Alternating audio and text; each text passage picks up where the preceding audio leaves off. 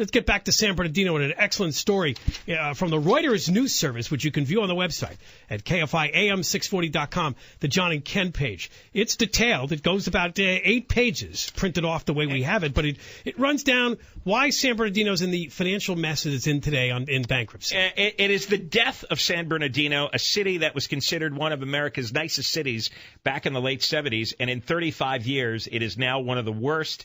And again, it's almost entirely due to city council members giving away huge salaries, health care benefits, and pensions, mostly to the fire department and the police department. And we have to reiterate that the most money that San Bernardino owes is to CalPERS, the Public Employee Pension Fund.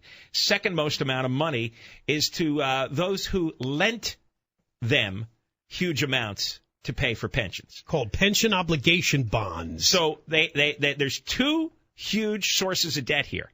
The pension money they still owe and the money they borrowed to pay pensions in the past. And those 2 debts are more than double owed to the city's 18 largest creditors combined. Now, here's a big important part of the story. City wages were a runaway train, according to a Management Partners report.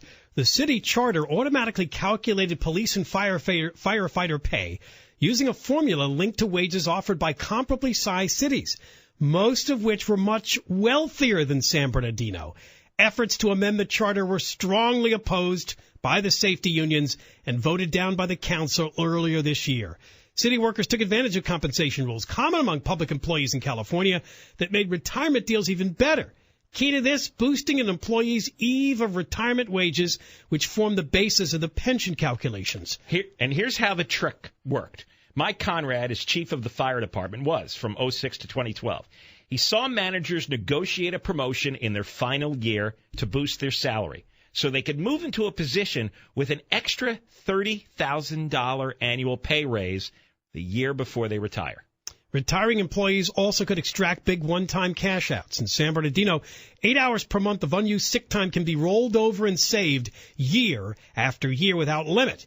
Come retirement, 50% of the total can be taken in cash. The same goes for unused vacation time. Up to 460 accrued hours of vacation, nearly 3 months of salary, can be cashed in at the fire department. Now, the police have a similar deal. And in 2009, Police Lieutenant Richard Tack retired at the age of 59 after 37 years of service. He took home $389,727 that year, including $194,820 in unused sick time and $33,721 for unused vacation time. Shortly after he retired on an annual lifetime pension of $128,000, he was hired, part-time by that Jim Penman city attorney's office at $32 an hour. $32 an hour.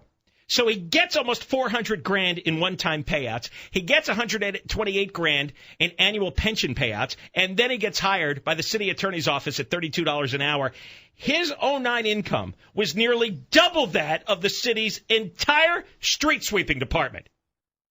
You get that? One guy, a police lieutenant, retiring, earned more money than the entire street sweeping department. David Green, the head road sweeper, has seen the department cut to 5 people from 13 when he joined in 1995. I mean, I like the way they picked out the street sweeper pothole story because that's what we complain about in L.A. and other places. Well, it's the same thing. If you're going to pay this much for police and fire and other public employee salaries and benefits, you're not going to have anything left over for what people consider to be basic services, keeping the streetlights lit and maybe paving over the potholes.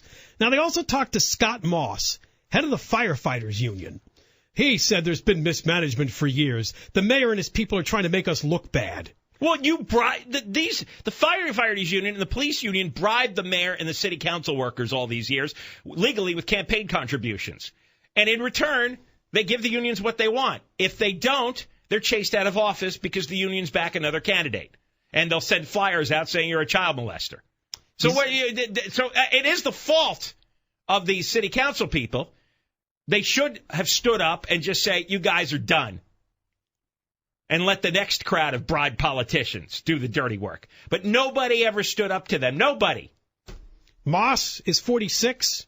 He's a fire paramedic. He might retire at 53. Payroll records show a base pay of $94,500. Total 2011 wages with overtime, $147,000. But he's sick of people blaming pensions. Here we go. Here's exactly the kind of crackpot I was talking about. His quote, you go to bankruptcy, you got to blame somebody. So they say it's the benefits, it's the overtime, it's everybody but them. Well, let's go back to the facts on page 2. San Bernardino's biggest creditor by far is CalPERS, the Public Employee Pension Fund. The city owes CalPERS $143 million. Second on the creditor list, $46 million worth of pension bonds. This is money San Bernardino borrowed to pay off past pensions. So $143 million plus $46 million in debt, all pensions, and it's more than double the $92 million owed to the city's next 18 largest creditors combined. So sorry, Scott Moss, head of the firefighters union. But it is the pensions. And the fire and the police are 3/4 of the city budget. So it is your guys. It is the police department. It's your pensions. It's the money you used to influence the city council and the mayor. And now the city is bankrupt. And maybe you're not going to get your money after all. Wouldn't that be rich? That'd be the best thing that would happen. Is if some judge would void these freaking contracts and say, you know what? There is no more money. This is way out of bounds. Too bad, guys. Go get a job. Well, you know what? It says that as far as testing this argument in court, municipal bankruptcy, when Vallejo went bankrupt in 2008, it didn't challenge the pension payments to CalPERS, in part because of the daunting legal costs involved. But the pension bond insurers who are now on the hook for defaulted bonds in both Stockton and San Bernardino have signaled their intention to do battle with CalPERS in bankruptcy court. San Bernardino, in an unprecedented move, has already stopped making payments to CalPERS, and that's something we mentioned a couple of weeks ago. So and I'm hoping for the showdown.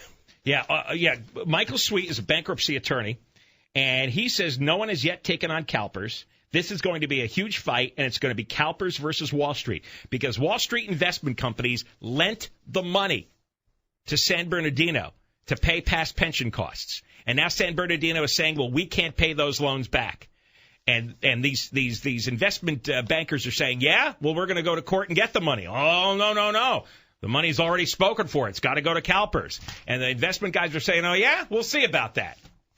And for once, we're going to have a court fight and see if a judge will finally say to these unions that it doesn't matter what kind of contract you signed. When you're out of money, you're out of money, and you don't get first priority on what's left over anybody else. Because CalPERS argues benefits are carved in stone. From the day a worker is hired, the pension plan in place on that day for that person can never be reduced in value under any circumstances, including bankruptcy. And isn't it ironic that the public safety unions don't care if they bankrupt the city they're working for?